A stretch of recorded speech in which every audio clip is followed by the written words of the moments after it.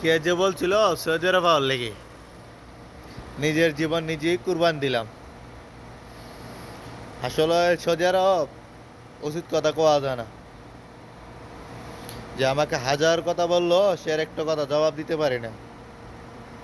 কারণ এক কথা জবাব দিতে গেলে বলে আমি ভালো না।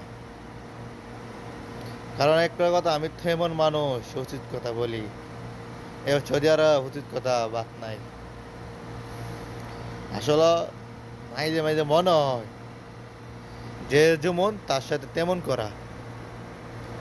আবার একটু পরে বিবেকে বাধা মারে, আরে সে মানুষটা যেমন তার সাথে যদি আমি তেমন করি, তাহলে আমার বৃত্তে আর তাইনের বৃত্তে পার্থক্যটা কিটা।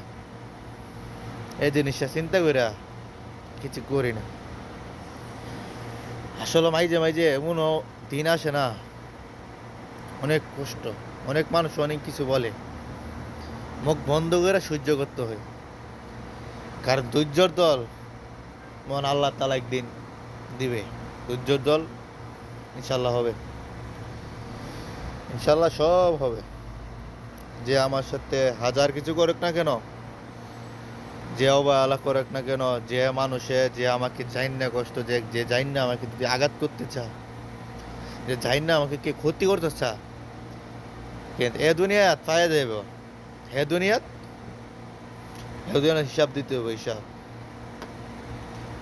হে দুনিয়াত হিসাব দিতে হবে। হাজার জিনিস আমি ত্যাগ করতে পারি, হাজার মানুষের হাজার ভালোবাসা ত্যাগ করে প্রবাসে এলাম। আসল প্রবাস শান্তি হই। শান্তি কেমন, তুমি কখনো উচিত কথা কইতে পারবা না।